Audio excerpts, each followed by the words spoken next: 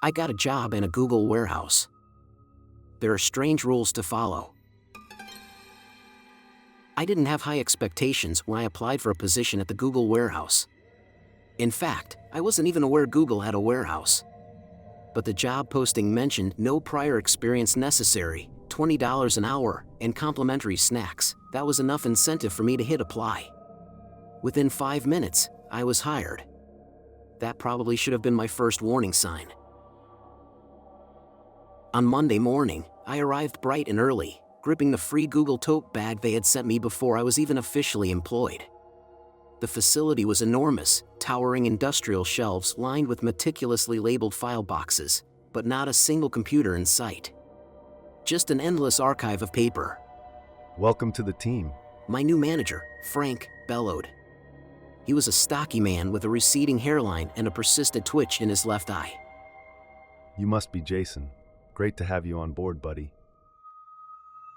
Yeah. Quick question, what exactly is it that we do here? Frank slung an arm over my shoulders and guided me down a long aisle. Well, as you know, Google gathers an enormous amount of information. Some of it, has to be stored the old school way, for security purposes. That was hardly an explanation, but the break room had a high-end espresso machine, so I didn't press the issue. After showing me my locker, oddly enough, already labeled with my name, even though I had never provided my last name, Frank handed me a laminated sheet of rules. Rules for working at the Google warehouse. 1. Never touch the red folders. If you encounter one, walk away and act like it isn't there. 2. If you hear whispering, ignore it. It's probably just Frank. 3. The night shift does not exist. If someone claims otherwise, they are lying. 4. Do not attempt to open locked filing cabinets. They are locked for a reason. 5. At precisely 2:17 p.m., take a 15-second pause and look directly into the security camera. Smile. 6. If you spot a man in a gray hoodie wandering the aisles, politely state, "I do not work here," then leave for exactly 7 minutes before returning. 7. Always clock out. No exceptions.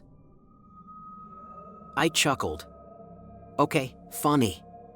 But what's the actual job? Frank just smirked. You'll figure it out. He clapped me on the back and walked away. My first task? Moving boxes from one shelf to another.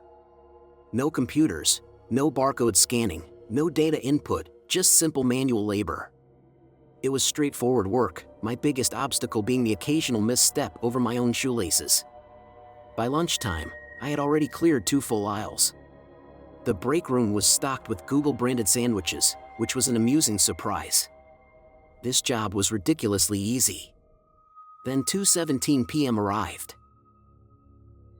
I was placing a box labeled Deleted YouTube Videos 2012 onto a shelf when my Apple Watch vibrated. I glanced at it, 2:17 p.m. I suddenly recalled rule number 5.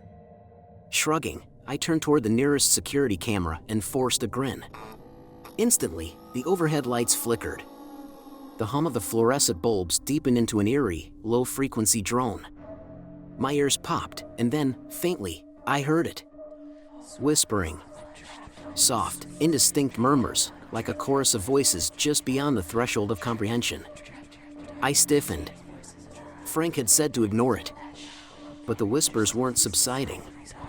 They were drawing closer. I turned back toward my aisle. A figure stood at the far end. A man in a gray hoodie. My brain immediately recalled rule number 6. I do not work here. My voice came out strained, almost hesitant. The man remained motionless. He had no face. I didn't scream. But I ran. I sprinted straight to the break room, slammed the door shut, and checked my watch. 6 more minutes before I could return. Frank sat at the table, calmly eating a Google-branded pudding cup. First time spotting the gray hoodie guy? He asked without glancing up. I nodded, still catching my breath. Frank chuckled. Yeah, you'll get used to it. What? What do you mean, get used to it? Frank patted my shoulder. Look, man, the rules exist for a reason. Follow them and you'll be fine. He took another bite of pudding. By the way, you clocked in today, right? Yeah. Frank nodded. Good, good. He let the silence linger for a moment before standing up and tossing his empty pudding cup into the trash. All right, break's over. Let's get back to it. I checked my watch. 7 minutes had passed. Stepping back onto the warehouse floor, I saw that the gray-hooded figure had disappeared. The whispering had ceased. And the box I had been moving? It was back on the floor. I didn't pick it up. I just moved on to another aisle and continued working. For the rest of my shift, nothing out of the ordinary occurred. I clocked out exactly on time.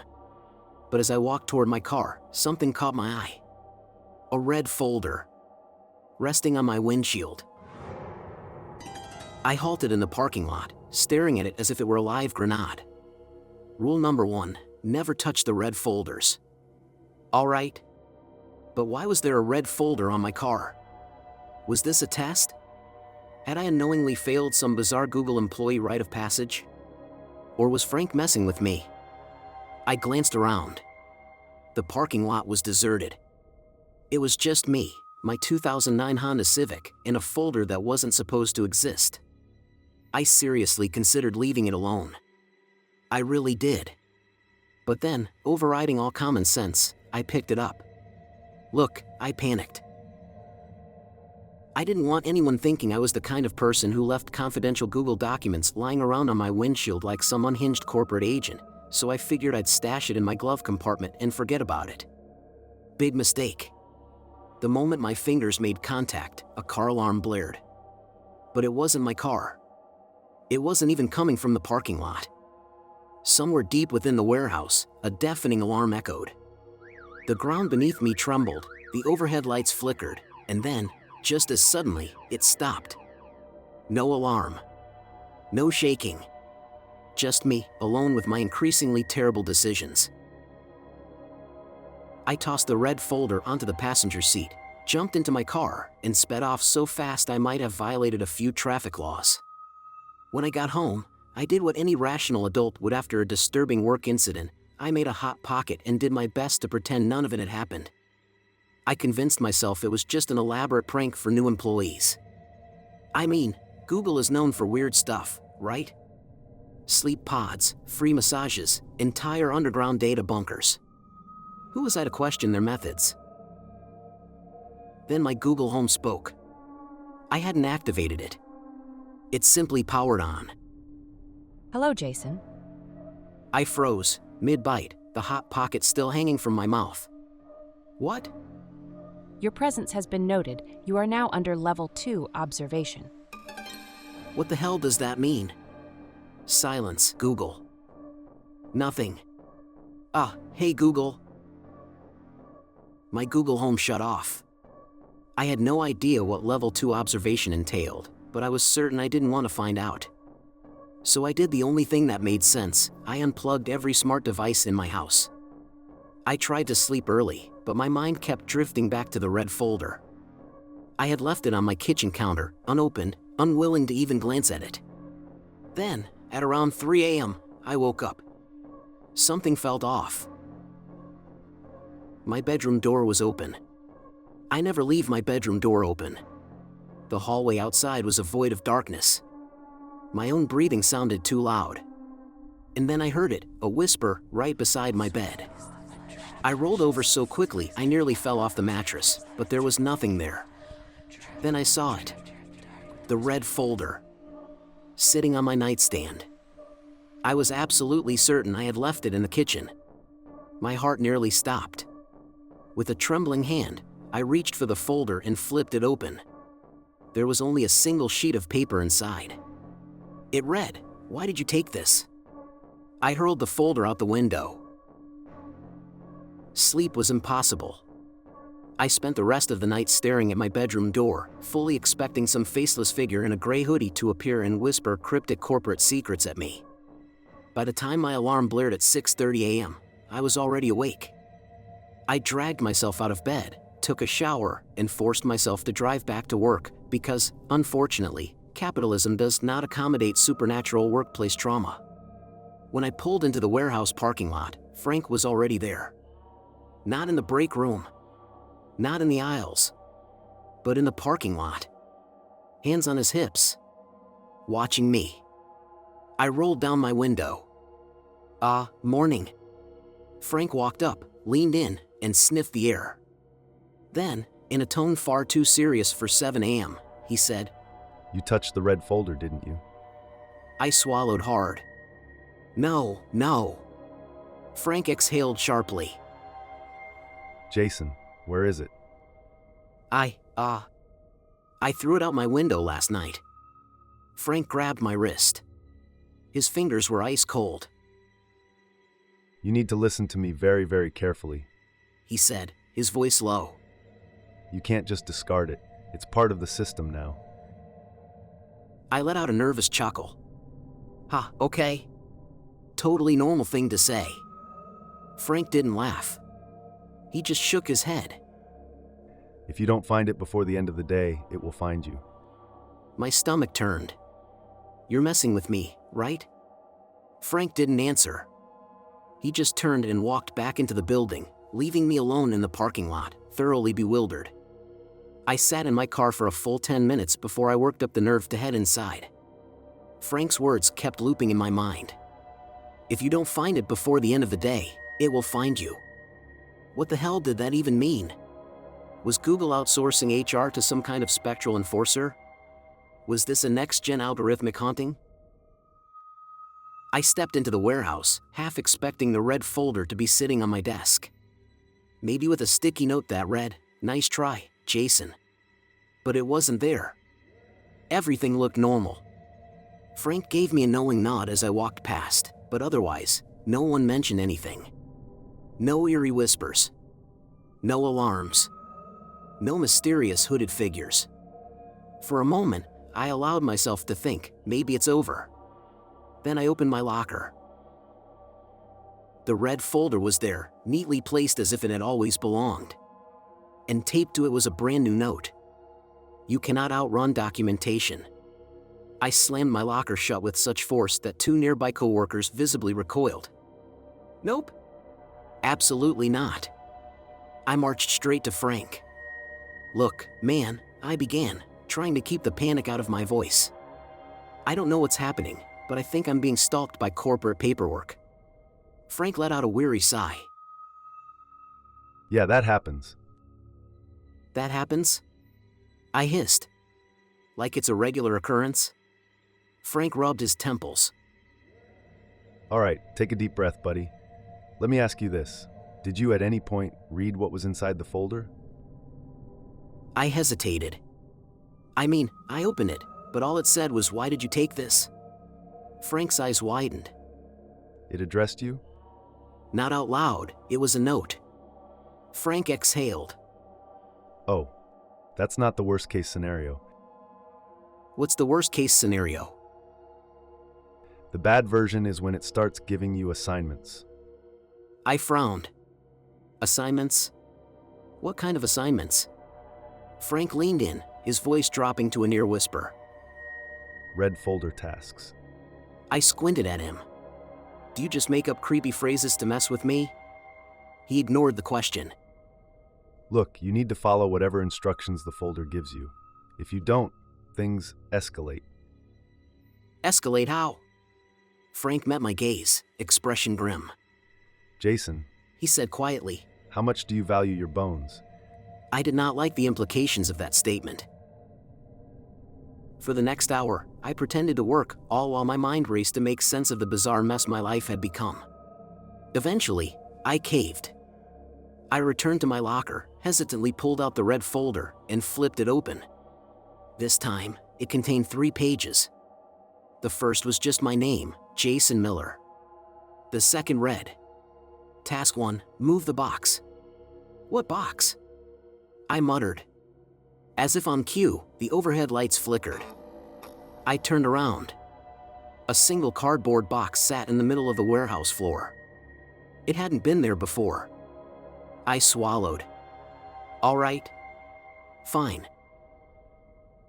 I walked over, picked up the box and started searching for an empty shelf. It was heavier than expected. When I finally found a vacant spot and placed it down, I checked the folder again. The second task had appeared. Task 2, close the cabinet. What cabinet? A loud creak echoed through the warehouse. I turned.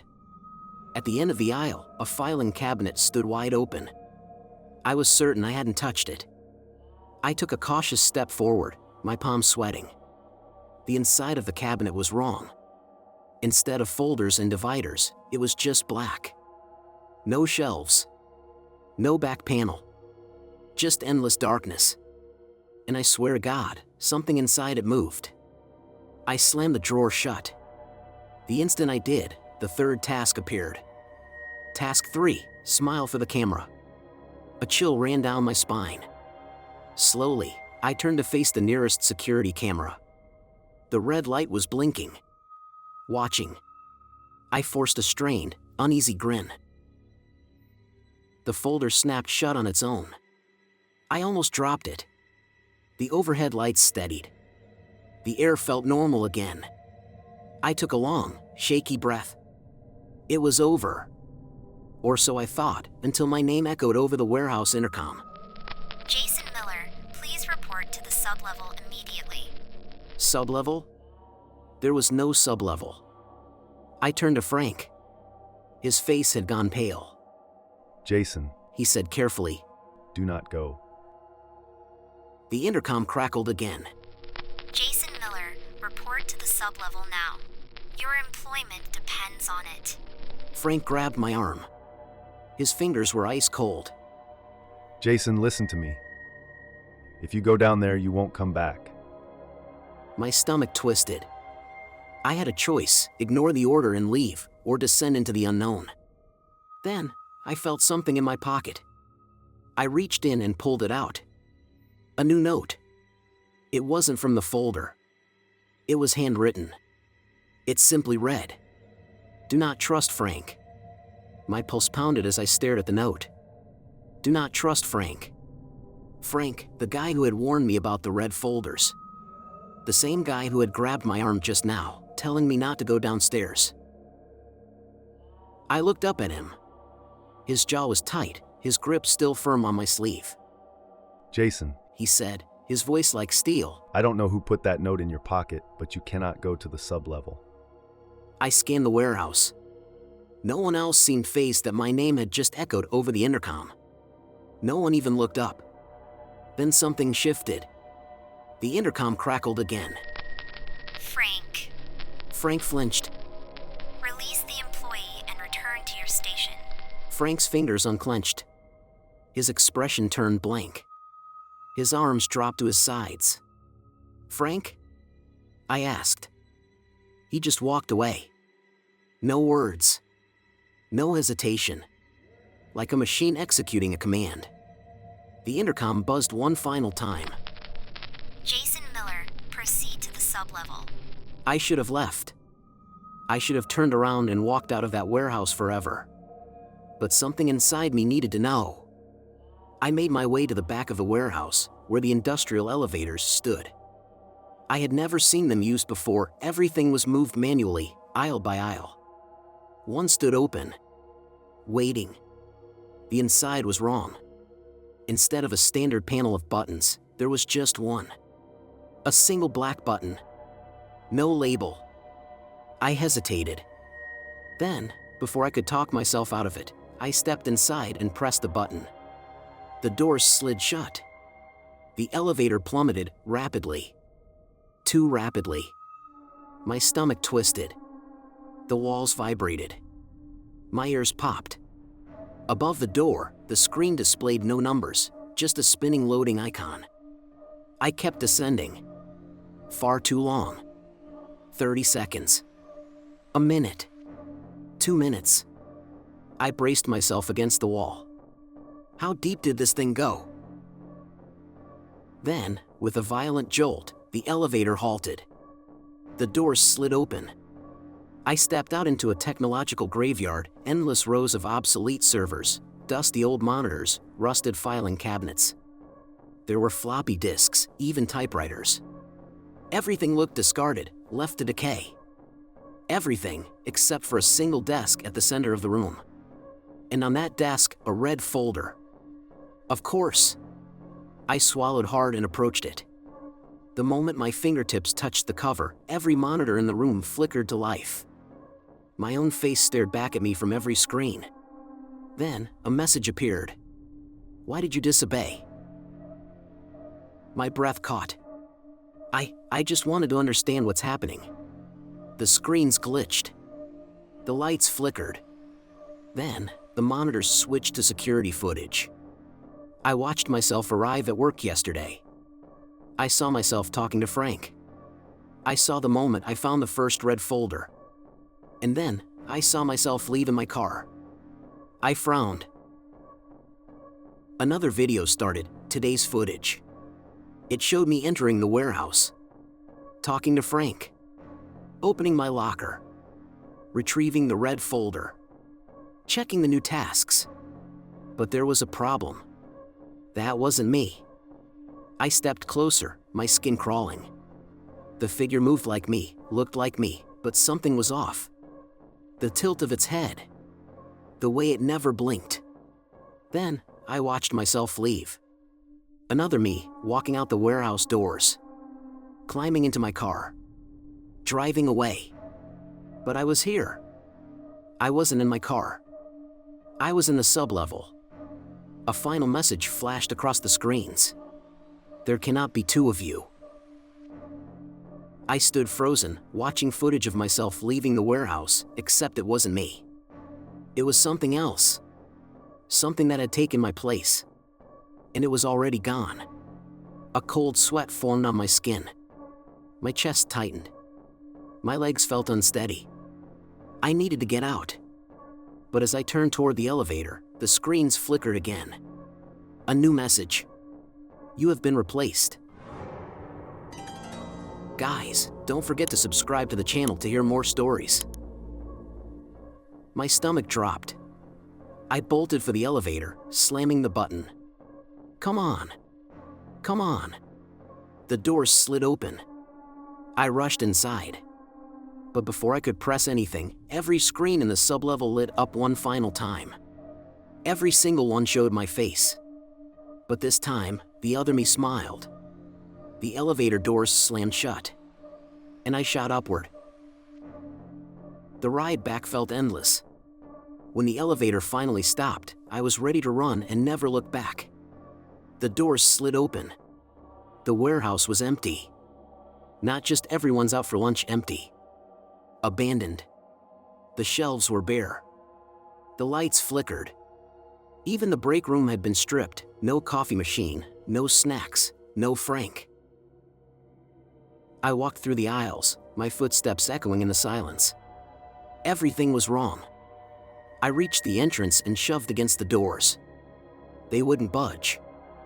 I ran to the windows. The parking lot was gone.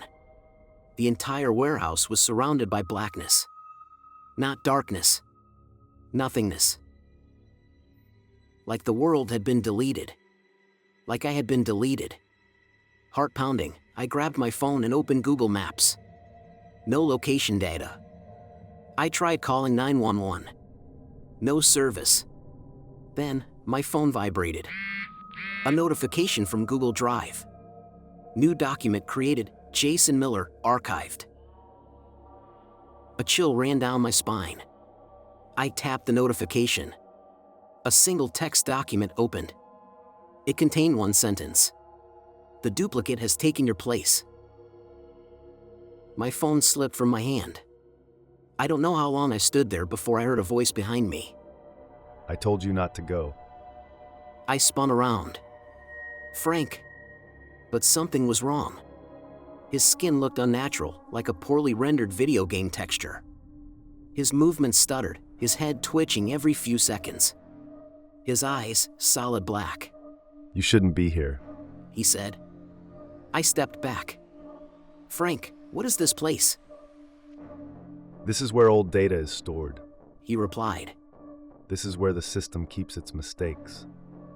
I swallowed hard. I'm a mistake? Frank gave a slow, eerie nod. There can't be two of you. One of you had to be archived. My mind reeled. I needed to get out of there, I murmured under my breath. Frank's head twitched unnaturally, his voice coming out garbled. Your role has been reassigned. I took off running. I had no idea where I was heading. The warehouse aisles stretched endlessly now, rows upon rows of file boxes, outdated computers, floppy disks, archived data, all meticulously stacked and forgotten. Then I saw it. A red folder. Sitting on a table in the distance. Above it, a sign read, "Last Chance." I didn't think. I just lunged for it and flipped it open. Inside, there was only one directive. Delete the duplicate. I had no idea how, but I instinctively understood what needed to be done. I reached into my pocket. My phone was still there. I pulled it out and opened Google Drive. The document was still displayed. Jason Miller, archived. At the top corner, a small trash icon.